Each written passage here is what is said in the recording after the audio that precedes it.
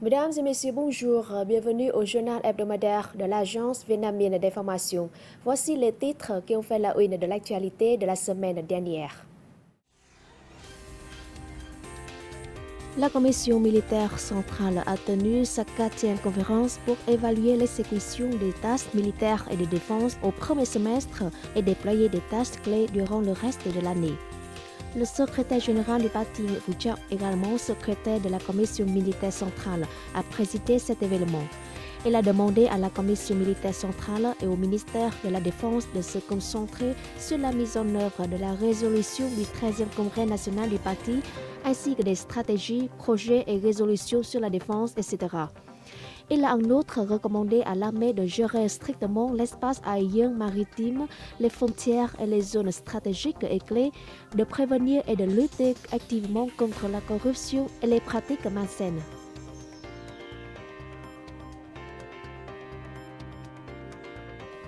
Le président de l'Assemblée nationale, Vương Đình Huệ, a réaffirmé le 13 juillet à Hanoï au vice-président de l'Assemblée nationale du Laos, Sommat Phonsena, les relations spéciales qui unissent les deux pays.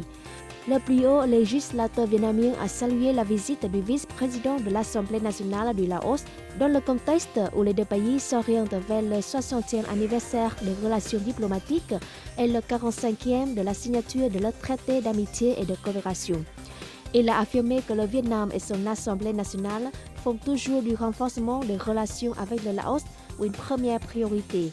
De son côté, Sommat Phonsena s'est déclaré très impressionné par les mesures de stabilisation macroéconomique et de contrôle de l'inflation soulevées par le président de l'Assemblée nationale du Vietnam lors de sa visite officielle au Laos.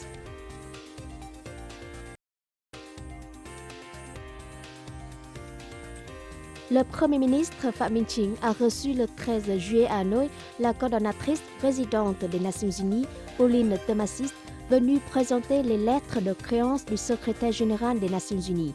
Remerciant l'ONU pour son soutien au Vietnam, il a souhaité que l'ONU continue d'accompagner le pays, notamment dans la relance post-épidémie, la mise en œuvre des objectifs de développement durable et des engagements climatiques.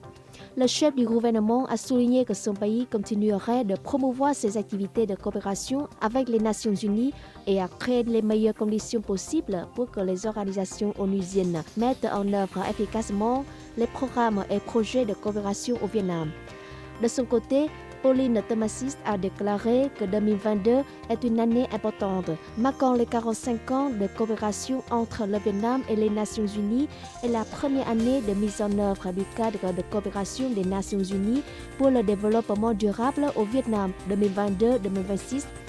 Elle a affirmé mettre tout en œuvre pour coordonner les organisations onusiennes afin de soutenir le Vietnam.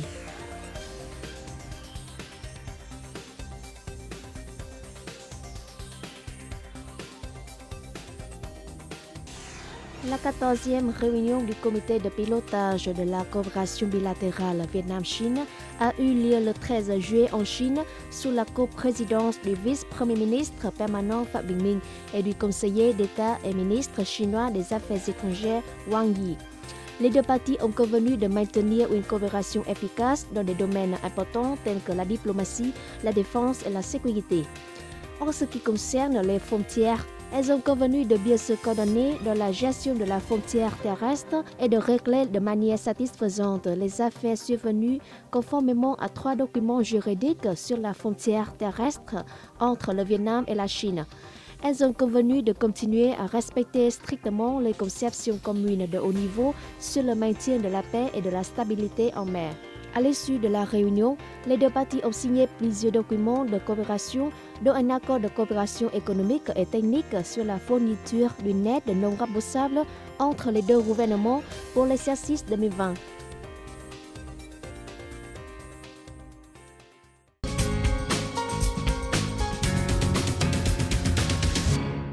Après 4 ans de négociations, le ministre de l'Agriculture et du Développement rural, Lê Minh Hoan, a signé le 11 juillet un protocole sur les exigences phytosanitaires pour les durians exportés du Vietnam vers la Chine. Des durians vietnamiens seront officiellement autorisés à être importés sur le marché chinois après la publication de ce protocole sur le site web de l'Administration générale des douanes de Chine avec une liste des zones de culture de durians et des installations d'emballage approuvées. En vertu du protocole, les durians frais vietnamiens doivent se conformer aux lois, réglementations et normes chinoises relatives à l'hygiène alimentaire ainsi qu'aux exigences phytosanitaires. Selon le ministère de l'Agriculture et du Développement rural, la production annuelle de durian au Vietnam était estimée à 642 600 tonnes en 2021, soit une hausse annuelle de 15%. Le durian est exporté vers de nombreux pays, mais principalement sous forme de segments pelés ou congelés. Récemment, l'Administration générale des douanes de Chine a approuvé l'importation pilote de fruits de la passion vietnamienne à partir de juillet 2022. Ainsi, le durian est le 11e fruit du Vietnam autorisé à être exporté vers la Chine, après le fruit du dragon, la pastèque, le litchi, le longan, la banane, la mangue, le charquier, le rambutan, le mangoustan et le fruit de la passion. Comme de nombreux pays limitent les exportations alimentaires pour garantir la sécurité alimentaire nationale, le riz, un aliment de base dans la majeure partie de l'Asie, devrait connaître une flambée des prix dans les temps à venir, ce qui serait une chance pour le Vietnam, l'un des plus grands exportateurs de riz au monde. Au cours des 5 premiers mois de 2022, près de 2,8 millions de tonnes de riz blanc d'une valeur de plus de 1,35 milliard de dollars ont été expédiées à l'étranger, en hausse de 6,6% en volume, mais en baisse de 4% en valeur en rythme annuel, selon les données préliminaires du département général des douanes du Vietnam. Les Philippines sont restés le plus gros importateur, représentant environ 46% et 44% du volume et de la valeur des exportations totales de riz. La Chine est arrivée deuxième en représentant 14% et 15%. Une forte croissance a également été enregistrée dans les expéditions vers de nombreux marchés comme l'Afrique, notamment la Côte d'Ivoire et le Mozambique. Outre les acheteurs traditionnels, les entreprises ont intensifié leurs expéditions vers des marchés exigeants tels que les États-Unis et des membres de l'UE. Le Bureau du commerce du Vietnam en Suède a constaté que depuis l'entrée en vigueur de l'accord de libre-échange UE-Vietnam en août 2020, les importations suédoises de céréales vietnamiennes avaient considérablement augmenté. L'économie vietnamienne en 2022 continue de se redresser avec de belles perspectives, mais de nouveaux risques et défis apparaissent également. En 2020-2021, bien que fortement impacté par l'épidémie de Covid-19, le PIB du Vietnam a maintenu une croissance positive, principalement grâce à la croissance de l'import-export et des investissements, notamment les investissements directs étrangers. En effet, un certain nombre d'industries se sont fortement redressées après l'épidémie, telles que la vente au détail, les biens de consommation et les produits pharmaceutiques, grâce à une bonne reprise de la demande intérieure. L'industrie de la construction s'attend à un rebond des investissements publics, des idéaux et de l'immobilier. Certains secteurs ont montré une bonne reprise atteignant près du niveau pré-pandémique, notamment le transport, tandis que le secteur de la logistique devrait être un point positif au cours des prochaines années. La Banque asiatique de développement a prévu que la croissance économique du Vietnam reviendrait à 6,5% en 2022 et atteindrait 6,7% en 2023. De son côté, le Fonds monétaire international a donné des prévisions de 6% en 2022 et de 7,2% en 2023. Le nombre de chômeurs au Vietnam était de près de 1,1 million au premier semestre, en baisse de 47 600 sur un an, selon l'Office général des statistiques. Les données de l'Office général des statistiques montrent que le taux de chômage en zone urbaine était de 9,21%, soit une baisse de 0,76 points de pourcentage d'une année sur l'autre. Les taux de chômage et de sous-emploi ont tous diminué au deuxième trimestre par rapport au premier trimestre et à la même période l'an dernier. Les données de l'Office général des statistiques montrent également qu'au cours du premier semestre, il y avait plus de 1,1 million de personnes sous-employées, soit une diminution de 30 200 personnes. Au cours des 6 premiers mois de 2022, la population active du pays atteint 51,4 millions de personnes, soit 400 000 de plus par rapport à la même période de l'année dernière.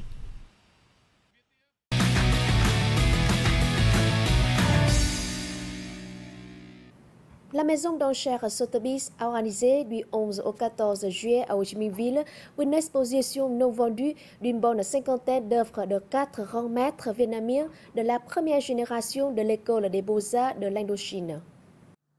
Sur le thème Hồn xưa biến lạ, âme contemporaine au-delà du voyage, l'exposition à l'Hôtel Park Hyatt Saigon a présenté des œuvres de Lê Thị Liễu 1911-1988, Lê Phổ 1907-2001, Ma Trung Thứ 1906-1980 et Vũ Cao Đàm 1908-2000.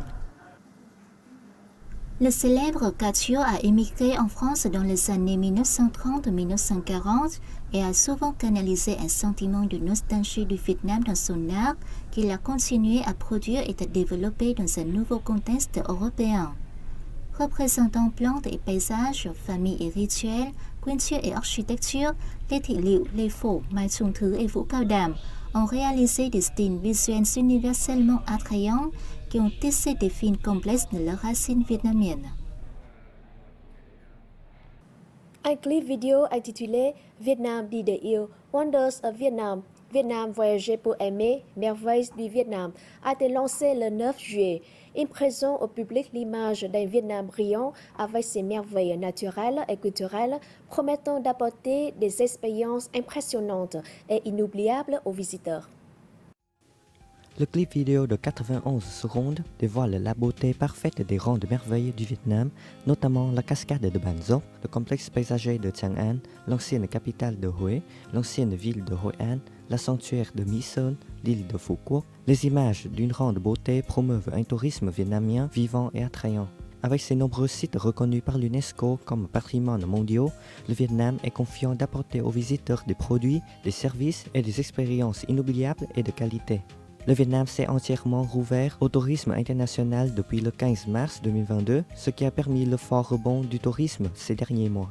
Au premier semestre, 60,8 millions de visiteurs nationaux ont été comptabilisés, dépassant l'objectif de 60 millions fixé pour toute l'année.